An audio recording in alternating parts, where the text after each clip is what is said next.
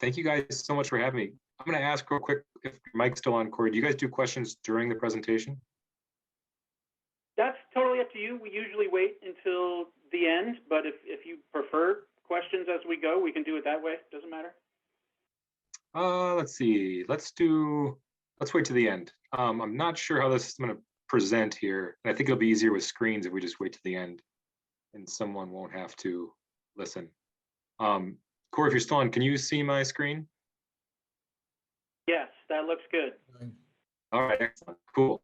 Well, hey, thank you guys for having me. I'm here to talk about some forest carnivore or mesocarnivores, medium carnivore monitoring we've been doing in the Swan, Clearwater, and Blackfoot Valleys. This monitoring is primarily Forest Service driven, but we've worked with a ton of stakeholders, partners, and a lot of different people along the way to help make it good. As Corey mentioned, I work as a biologist on the Flathead Forest on the Swan Lake District. And Corey, to his chagrin, helped through all of this stuff. So he has the pleasure of me telling his story back to him. So make sure to watch his face carefully to see how I actually do.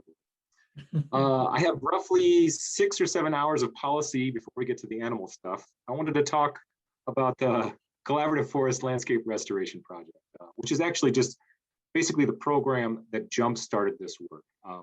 It's a collaborative, science-based ecosystem restoration program that took large landscapes, established a formal stakeholder group, and then gave money for vegetative restoration, fuels treatments, and specifically, it held money to monitor.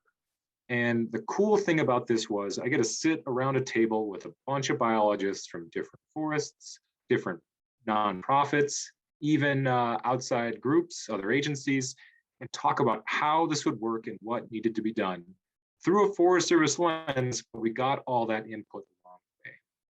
So this landscape, specifically through the CFLRP, or Collaborative Forest Landscape Restoration, was called the Southwest Crown. So it was designated as a formal landscape, and this de facto area, because we were using the monitoring money, became our study area. It's a really interesting place. Not only does it have a wide variety of landowners, but this formal landscape included 3 different national forests. Each had its own ranger district. So 3 National Forest Service, 3 ranger districts, a whole collaborative of people that were invited to join, as well as universities, nonprofits, stakeholders, private citizens on the private lands within this landscape, state entities.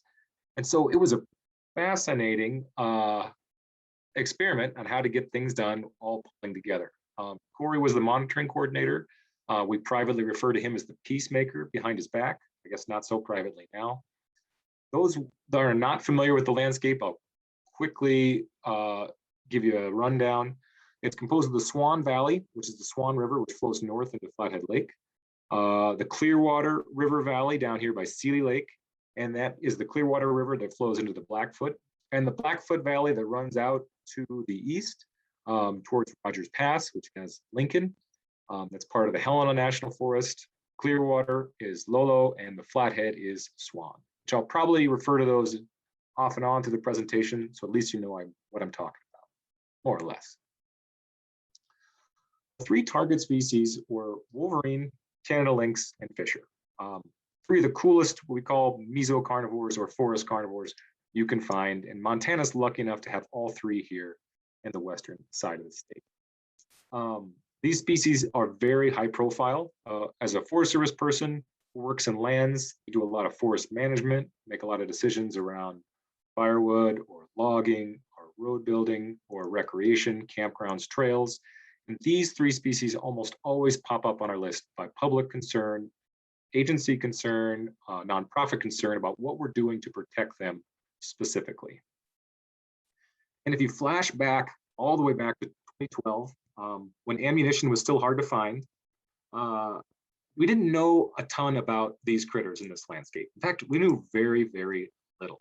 And so the objectives of our project was like, maybe we can, across this large landscape, get some good distribution on where these species are. And along the way, we can pick up some information about a number of individuals. And if possible, we can get some movement information too.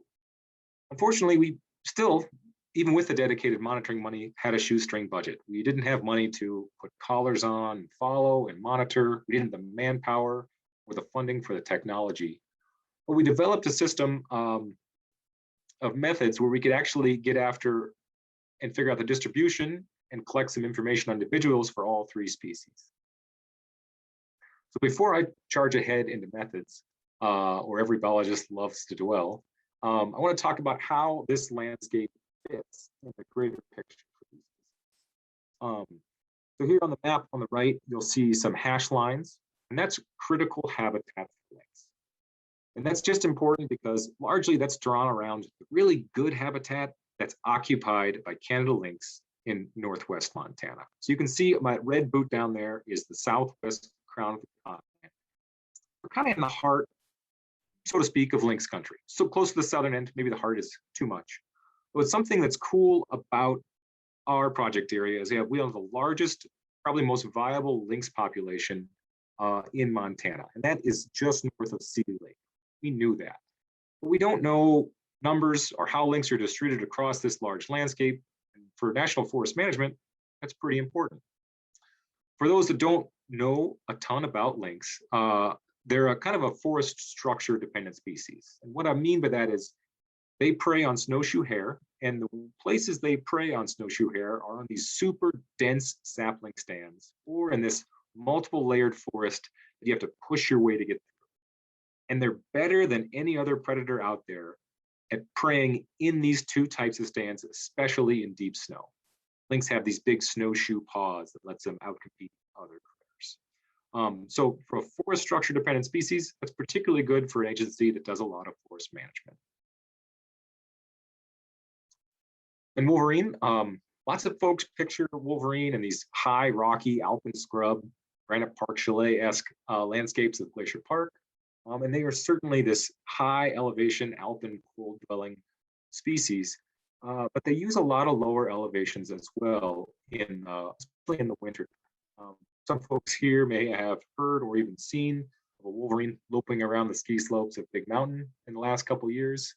And certainly we have a lot of records of wolverine coming down much lower in elevation in the wintertime to forage and use the forest. Now, we don't know wolverine to be dependent on any sorts of forest structure or layers or particular tree types like Canada lynx. But since they do use the forest, our management actions with the Forest Service have some ability to impact them. Knowing more about the distribution is really helpful. I failed to mention with lynx, they were threatened under the Endangered Species Act. And similarly, wolverine have been proposed for listing. So they actually carried a formal proposed classification while the Fish and Wildlife Service reviewed their status. They are not currently listed under the Endangered Species Act right now. So the green map you see again is our southwest crown of the continent boot. And the green polygons is kind of modeled wolverine habitat. Wolverine's highly correlated to these deep spring persistent snow environments, basically places we have snow, deep snow for a long time into the spring. And their dispersal as well as their denning are thought to be dependent upon these deep snow environments. So that's kind of what the green's showing. So you can see we're right there to the southern end of where the good habitat is in the crown of the continent. So, and then fisher. Fisher is another weasel species like wolverine. It's associated with these old and mature wet forest stands, cedar, hemlock. They like really big hollow trees, multiple layers, big tall trees, little trees to jump down on, lots of downwoody debris to forage for squirrels, voles, any other small mammal. They're sensitive to forest fragmentation, and they're a fur bearer, so they're a trapped species, or at least in 2012 were a trapped species in Montana. They're thought to exist at pretty low densities, and they can be hard to find. And it's also a species that's been petitioned for listing under the Endangered Species Act. And so again, showing, hopefully you guys can see it. I'm gonna move my Zoom tiles just so I can make sure. Okay, good. You can see our southwest crown of the continent study area polygon, and that kind of brown, gray, mud colored is mottled fisher habitat. Those wet forest types with high canopy cover. And you can see the majority of that is over there in northern Idaho, Clearwater country. some really good fisher habitat in the Cabinets, Yak over north and south of Libby, and then a fairly good dollop of good habitat in the Swan Valley in the northern part of our study area. We do have a native fisher population in the Cabinets that we were aware of at the time of the study, but again, we didn't know where or how distributed fisher were in our landscape when we started this stuff. A little bit more on fisher. We did some record digging, and the stars here are kind of past fisher data we incorporated into our discussions and decision making for why we're going to look for them. The yellow stars are fur bearer harvest. So that's mostly in the 80s, we had captured fisher with a few, maybe early 2000 trapped fisher. The incidental harvest was a fisher caught in a snare. That was, I think, in the 80s. And the red stars were actually DNA detections. The Forest Service research station developed a protocol to look for fisher in the late 2000s. We actually captured inventoried some fisher through DNA at these red star locations in our landscape. So we're like, oh, great, they're there. Boy, this work is really going to be cool. We're going to figure out all across the landscape where our fisher really are. So a little bit of methods.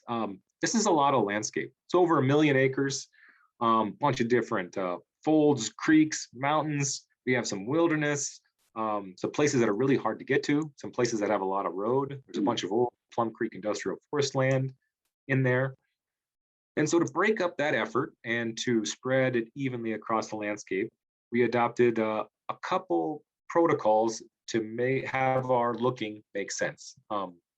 John Squires is a lynx researcher, and he developed a snow tracking protocol that used a 5x5 mile grid. And Mike Schwartz is a researcher out of Missoula as well, and he developed a protocol for the same fisher hair snaring to get those genetics. And both of these are built on a 5x5 mile grid, which is roughly the size of a female home range for both species. So we're looking in an area approximate to what an individual would use in its annual. I'm going to talk a little more about that in a second. So how big is a 5x5 mile area? I slapped a grid, a 5x5 mile box over Whitefish Mountain Resort, big mountain. So you can see Whitefish Mountain, Whitefish Lake, a lot of Iron Horse, the development, the golf course, and the mountain here, which is actually a lot of country to look for these critters when we're doing all those surveys out there. So our methods included a couple different ways to detect the species. Track surveys. These were developed by Squires in 2004. And basically, it's just answering the question of how hard do you have to look in one of these cells before you can be confident you didn't find a lynx, and it's not there. So Squires said basically, if you travel 6.2 miles of survey effort looking for lynx tracks after a snowfall with good tracking conditions, if you do that twice, you're pretty darn sure, 95% confident that you're going to get a lynx if it's there, or know it's absent if it's not. And so that's what we did for all these three focal species. We recorded GPS coordinates if we detected tracks with these track surveys. We deployed the survey methodology across that whole grid system in our landscape that I just showed you. When we found a focal species track, we recorded it, and then we backtracked looking for DNA. DNA gives us a ton of good information, as I'm sure you guys all know. It can confirm the tracks, which are really just suspected. So it can give us verification that it's the species we're looking at, or we think it is. It can also give us sex, and even drill down to individual if we can amplify the DNA that far. So we backtracked, so we didn't push the animal in the winter, stressing it out. We went the opposite direction from the way the toes pointed. We picked up things like hair, scat, urine, vomit, hairballs, anything we could that we thought had DNA. And we also measured some characteristics of stride, saddle, and gait patterns as well. And the folks doing this work, I'm going to commend them, because anyone looking for, say, diarrhea or vomit in the snow really loves their job. It's amazing stuff, and they were happy to find it.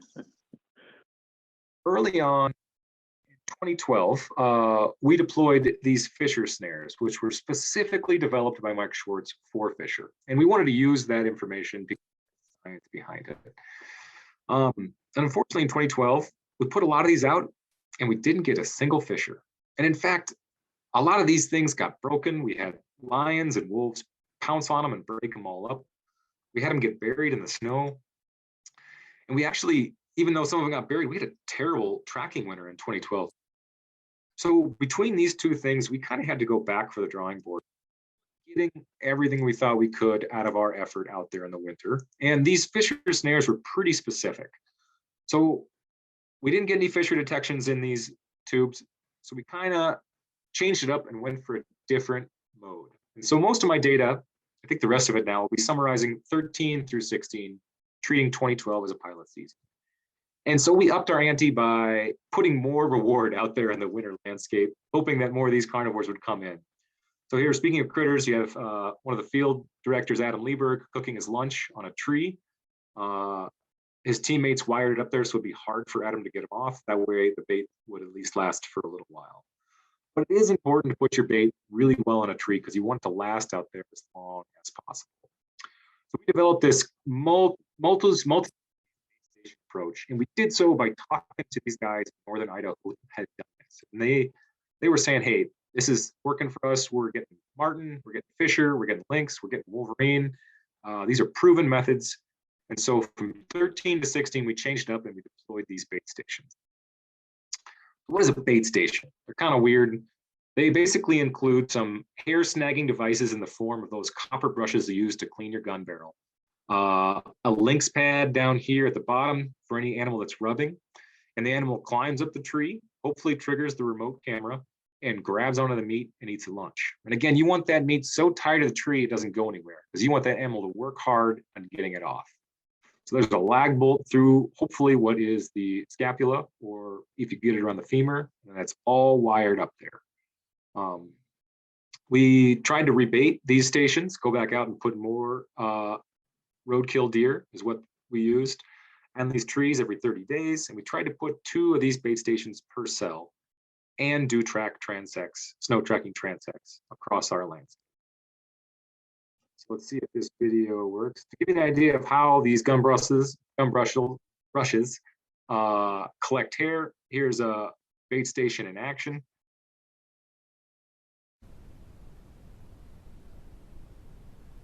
It's handy to use a tree. You don't want your tree that wide. That way the animal can actually grip around it much easier. It's also, we'll use our gun brushes. You can see them sticking out from the tree there, the orangish colored things. Wanted to get all that good belly hair, fur into those brushes. If you stand on them, leave some leg hairs.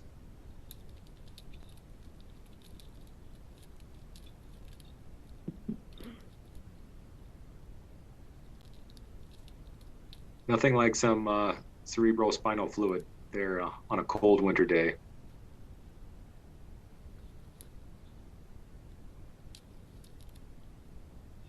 And if the meat turns, all the better. Makes it maybe a little harder for the animal to get it off. But we had wolverine, of course, chewing through bone, yanking skulls and femurs off. Sometimes even the day after we got it out there. So snowmobile, nothing, 30 miles, get something up in a great spot, only to have a critter take it down the very next day. So that's what these gun brushes look like. Hopefully, after you've had a successful routing of the bait by one of our target species, our folks would go back in there, grab these hopefully DNA-filled brushes, and we'd send them to the genomics lab in Missoula to get that super valuable DNA information. So to show our landscape, we did a great job saturating it. When I say we, I mean not me, all the other people that did all the hard work. We surveyed 82 of our 129 cells. A lot of cells we had in the wilderness were super hard to get to. We put up 624 bait stations across 4 years, and we surveyed over 1,000 miles of snow track surveys in these cells each winter, ranging from anywhere from 1,100 to 2,380. So that's a lot of looking. We were able to draw in some other partners. We had, BLM give us some money. We actually expanded our efforts outside the Southwest Crown. You can see there in the below south of our study area. So we learned a ton through these 4 years. Maybe moving on to a little more of our results. I'll show you a winner on a camera and fast forward, or several cameras. You always start with attaching your bait to the tree. We got wolverine, we got lynx, mountain lions coming in, multiple individuals at sites.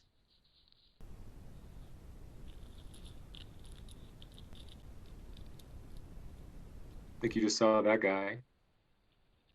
Smaller species. Lynx showing how to jump gracefully, which I can't do. Bobcat. Wolverine just basically enjoying the snow.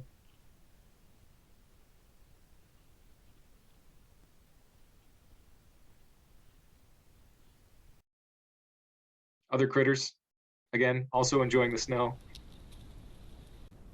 Wolverine is cached in deer. We found a lot of cool things, such as food caches or even some dens from Wolverine. Here our folks put up a camera and caught Wolverine coming and going. Wolves, a lot of different critters came in to check out these bait stations. Naturally, a lot of birds trying to go out of bait. Really working hard to get those things off the trees. Trying to figure out where to park your snowmobile.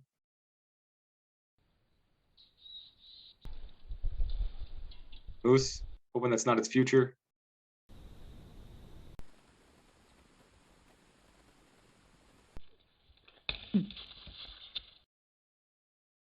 Lots of bait leaving.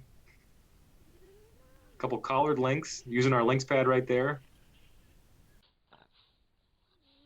We actually got some cool lynx vocalizations on camera, which are pretty rare.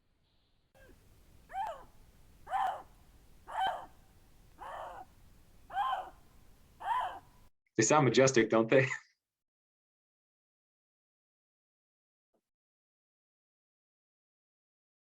So overall, the videos are probably the coolest part, but we tried to summarize our results by grid cell across the landscape. So the blue grid cells here are the cells we detected Canada lynx in, and the white numbers are the number of years we detected lynx in that cell. So a 4 means we got lynx in that cell 4 out of 4 years. And so as it follows, the higher the number, maybe a more persistent pattern, we'd start to see where we have aggregations of these species on the landscape. As you can see, Sealy, that hotspot I mentioned earlier, is just that, large area where we have a good distribution of lynx. And then they kind of hit a wall about Lindbergh Lake. And then as you go north into the Swan, we don't have as many lynx detections anyway. And that lined up with what Dr. John Squires was saying, is he just doesn't find lynx in the Swan Valley.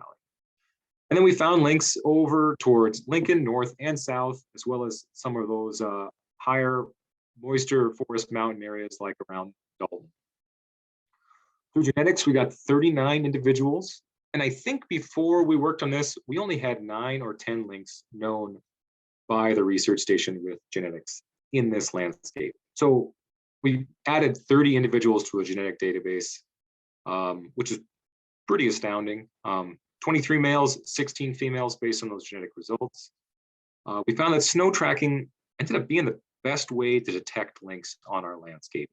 Only in one bait station did we get a lynx detection where we didn't have snow tracking results earlier. So that was pretty interesting as you're going out using multiple methods to detect species, multiple species.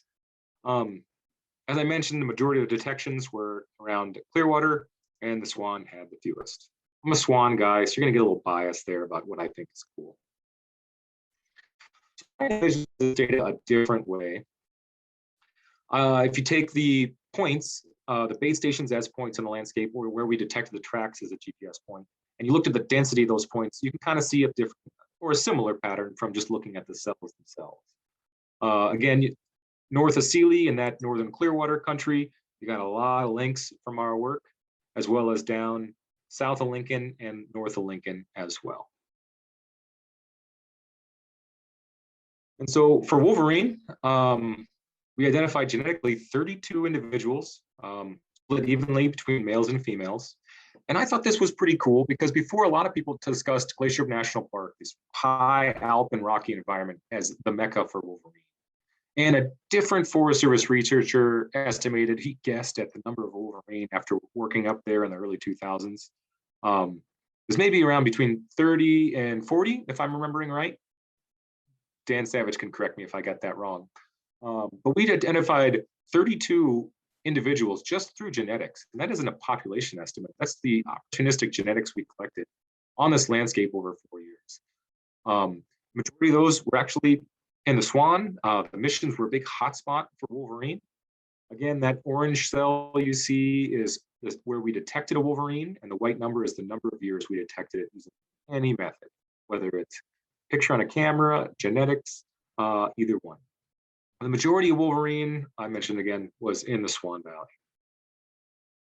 Again, using that same density method, using points for GPS track or points for a bait station where we got a detection, you can see where the hotspots are for wolverine across our landscape. A little bit in the South missions there, on up the missions, and even the Swan. And the fisher, we didn't detect any fisher. So even after changing our game and sticking all that meat on the tree, working with the Northern Idaho guys on how they detected fisher, we didn't find any. We expected to find them.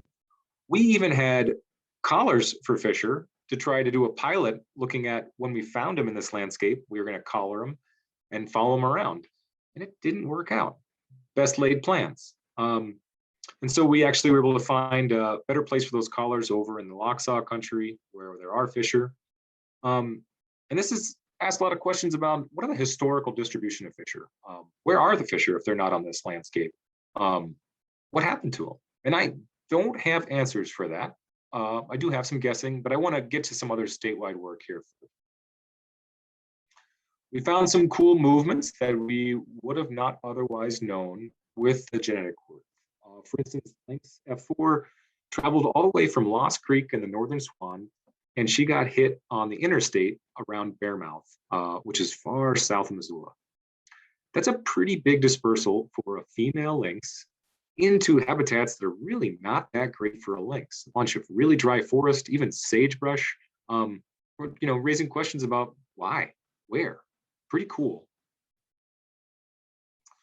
And additionally, Wolverine F6 had a 40-mile dispersal between 2013 and 2012. We had a Wolverine travel up from B/D is the beaver-haired deer lodge. So think around south of Butte and Anaconda, all the way to the Lincoln area. So crossing I-90, all the way through all those mountains in the Garnets up to Lincoln, and actually crossed back and forth Highway 200. And this is all through rather coarse, but genetics information collected from bait stations or tracks.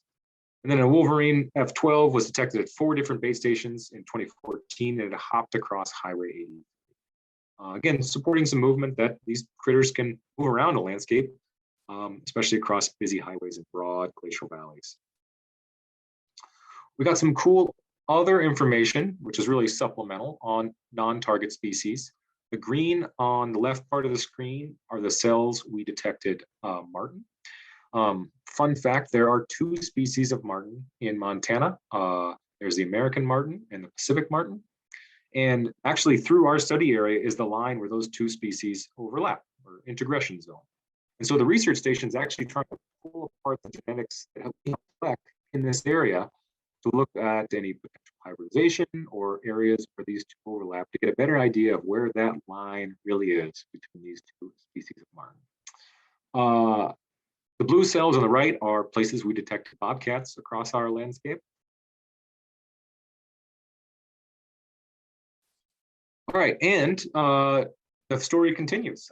We had some money set aside for monitoring to continue this. So we took a few-year break between 2016 and we started up again. We want to do this again to see what we collect after there's been some landscape management, there's been some fires in this landscape.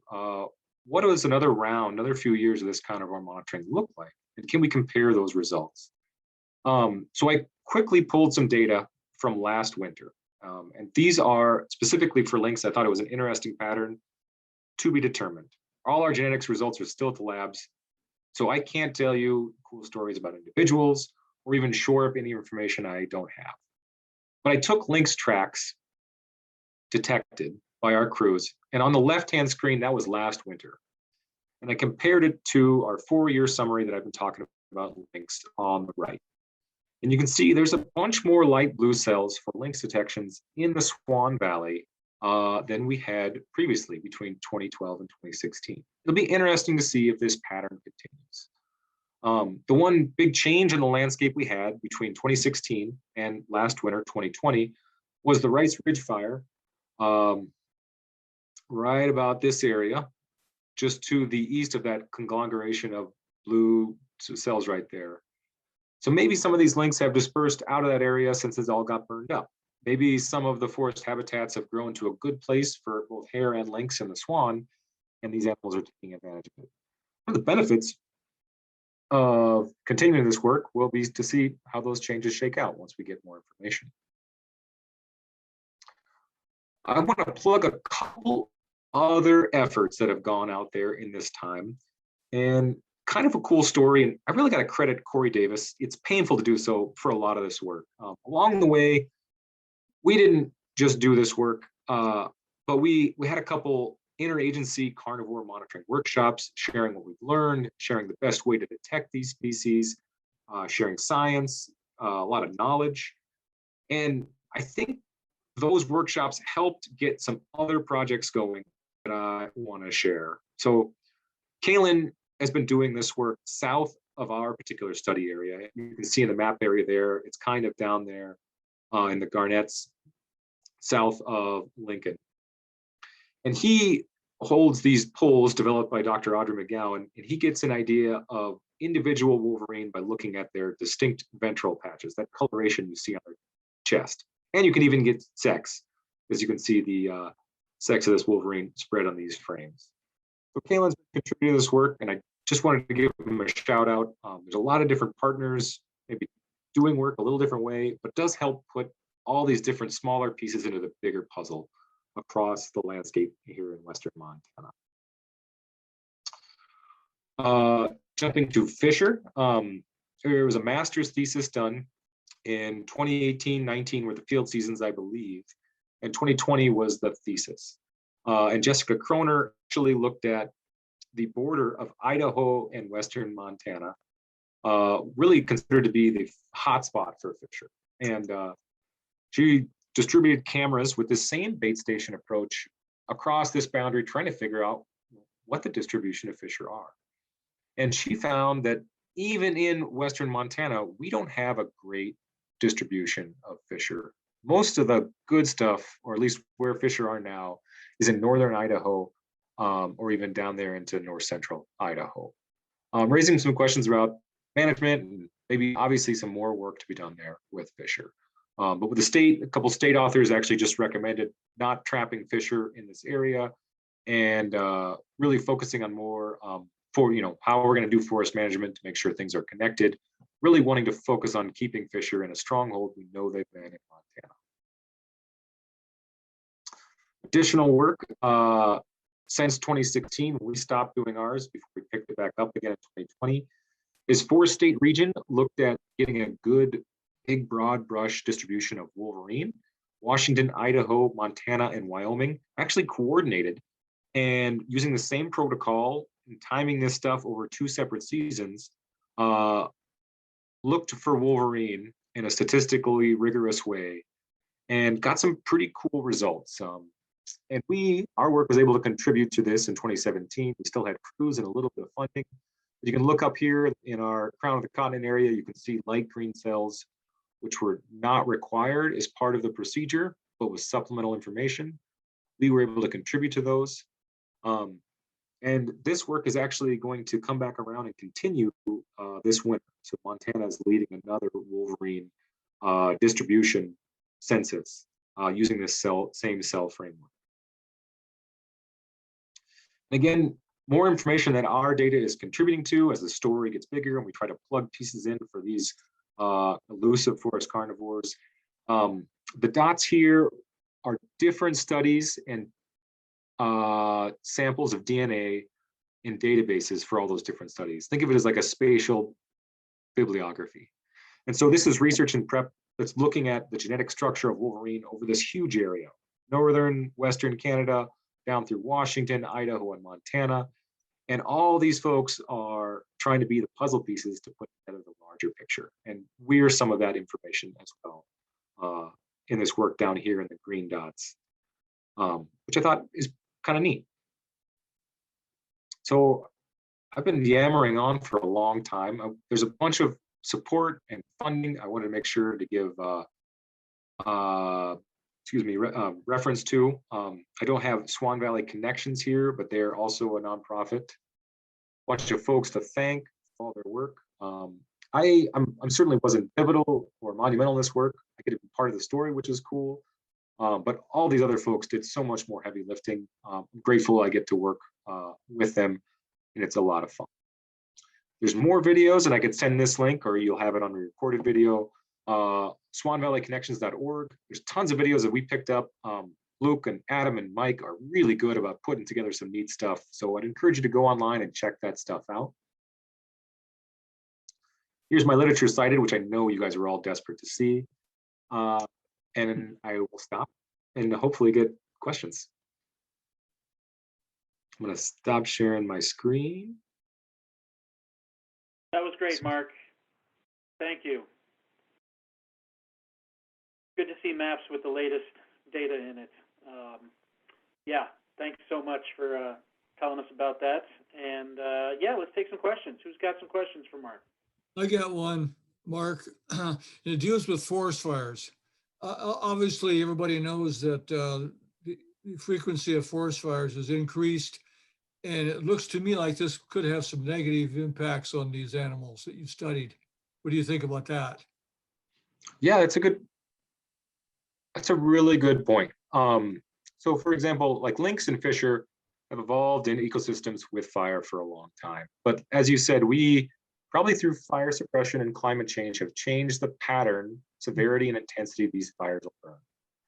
So we need to be thoughtful about how we manage our forest, both within these species in mind, as well as maybe being able to fight these fires or put some more prescribed fire on the ground. From a forest service perspective, that's a pretty tricky thing, only because I mentioned that both of these species depend on these multi-storied forests.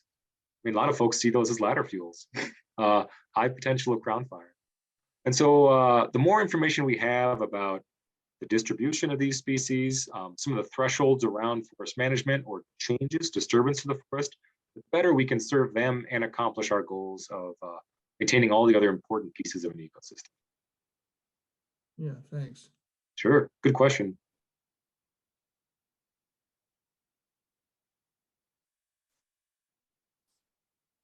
So, Mark, what are the possibilities of getting these animals listed on the Endangered Species Act?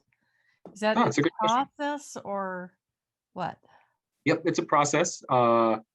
Usually a concerned group or a citizen can pull together information on why they believe a species should be listed, and they petition for listing. Don't know the exact rigors of that process, but it exists.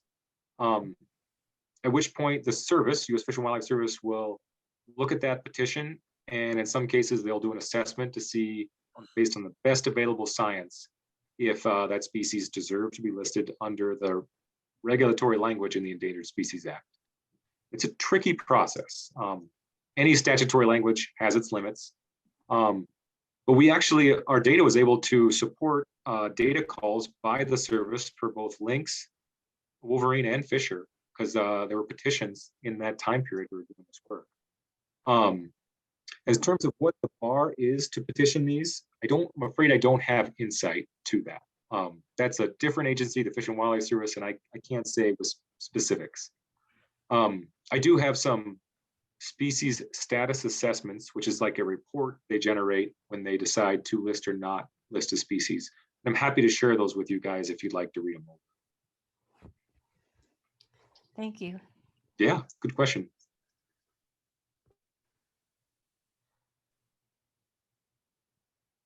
Diana, you're muted. There you go. Mark, I have a question. All of those ranges that you talked about are really kind of part of that Yellowstone to the Yukon area, and all of which are intersected by major highways. And yet it's ironic, the only place where we really got animal crossings is down at Arlee. Sure. Have you thought, or is anybody really looking about how we start to really facilitate that animal distribution, so we, spread their genetics, across 200, across 2, across 90? Yeah, that's a great question. I have been trying to dabble in it, and I don't know much, but I can say it takes a lot of work way ahead of time with Montana Department of Transportation. Typically, the way in the past, they've been able to build crossing structures, whether it's under or over a highway, is when they were doing scheduled reconstruction for highway. And MDOT plans that like 10, 15 years out. I do go to a meeting, or try to go to a meeting with my little area rep for MDOT each year to try to understand what their schedule is and try to get some of this stuff on their radar. But to date, we haven't built any of these crossing structures, again, under or over, as a standalone, being like we raised money, we found a good spot biologically, and we just did it without major highway construction. It's probably because they're expensive and we don't necessarily have the technology to do it easily without disrupting all those transportation patterns. But I'm pretty hopeful we'll be able to figure that out at some point in time. I did have a good conversation with the biologist with MDOT, and he thought actually Yellowstone to Yukon might be a potential group to get some of this money, maybe start doing some of these things as standalones, as opposed to waiting, decades for the next piece of highway construction. Our new forest plan, it's like a zoning and directive for how we manage our national forests, does include direction for thinking about crossings for wildlife. And even with climate change, wildlife are supposed to be moving up and down slope, over, across highways more. So it's going to become even more important in the future. Did I get to your full question? Yeah. Yeah, great. Thank you. Mark, I noticed that your methods that you were using, I guess I envisioned a big round table with everybody throwing out ideas on how to gather information on the critters, but all of your methods are non-interventional. You're not trapping, you're not darting, you aren't really handling any of these animals. That by design, or did it just kind of happen that way? Good question. It happened to be the cheapest, and we were able to get the most species with this method.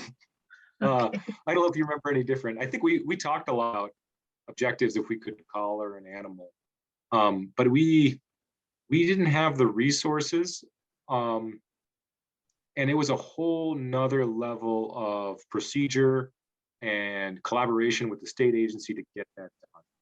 And so this methodology kind of lined up naturally because we were interested in a bunch of different species, had a bunch of different ways to maybe collect information over a large landscape.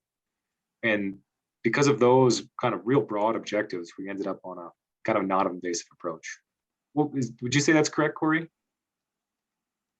Yeah, I think so. I think cost was a big part of it. I think Swan Valley Connections experience already, they had already been doing kind of track surveys for several years.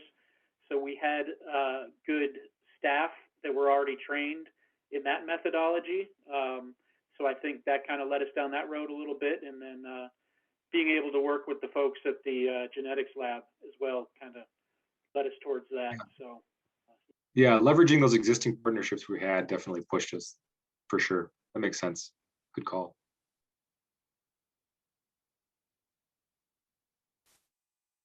I got a question, maybe for both of you, Mark and Corey. The monitoring sounded really helpful.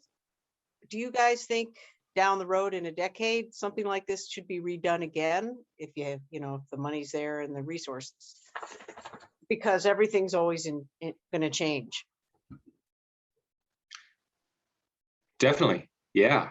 Some piece I didn't mention, which is maybe on this recurring monitoring schedule. Some of the work we did got the Forest Service Region 1, our regional headquarters, thinking about how we're going to look for these critters over time. So they've developed a schedule to monitor each national forest every 3 years, looking for carnivores. And we're just entering our second round of that. So in terms of a schedule and recurring monitoring, so hopefully have a data pattern over a long period of time. It's possible with that kind of work we can get there. And maybe we'll be fortunate in finding some additional funds that might I guess that may fall to me. But yeah, continuing this work, especially because we have this great skill set in Swan Valley Connections I'd hate to lose. Because those guys are really, really awesome. Yeah, and that work that Mark was talking about with the regional office of the Forest Service, they're able to do that now, a lot of that with eDNA, which is even more simple and cheaper than what we were doing. And that's really just, you can't really get to individual with eDNA, but you can get to species. And so it makes for a lot easier tracking of species.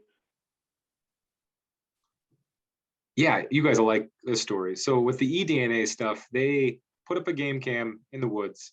They saw lynx come by and walk through the game camera footage in the winter time. And so they go out to that spot. They dig down through all the snow that had accumulated between when the lynx came through and when they got there. And they fill up a bunch of Nalgenes with snow, take it back to the lab. And they're able to get lynx DNA out of that snow, a bunch of melted water in the lab. It's pretty crazy. So yeah, it may just be like you go out there with your little tin cup and you scoop up tracks and you can figure out what species they are. It's pretty neat technology. It really is. That is really cool. I mean, you hear about it in Flathead Lake. Totally. So that's gallon. I mean, they're going through tons of water. So it kind of makes sense. Well, it does seem like if you're going to set this sort of a baseline, that over time, comparing that relative density of detections over time does make sense, since this is one of the, like you know, the strongholds of these species. So good job. Totally. Thanks, Gail. Yeah, I should have maybe said it that way. Our initial proposal was to get 4 or 5 years of this work as a baseline. And then we had hopes that all this Forest Service management would happen in these planned projects.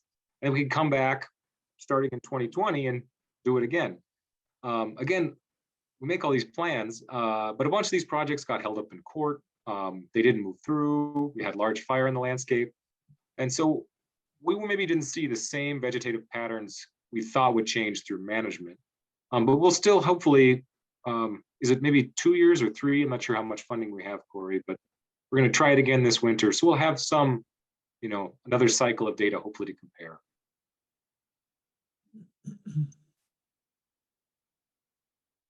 Mark, if I could ask another question. Yeah, go ahead. If I could ask another question. I saw on your contributors, the Liz Claiborne Art Group. How did you hook into that foundation? And how do we hook into it for some more stuff? That's a good question.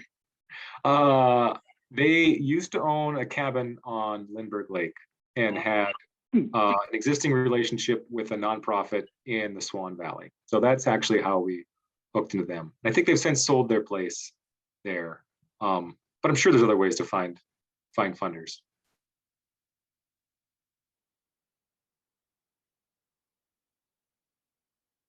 All right, any more questions for Mark?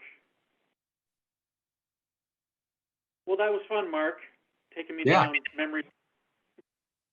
Yeah, you'll have to tell me how I did and what I missed. But yeah, thank you guys for your time. It's a cool story to tell, and I'm grateful to have an audience. Thank you.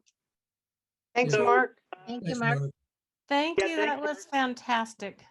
I should thank Mr. Court. She got me into this business. So hi, Linda. Hope you're doing well.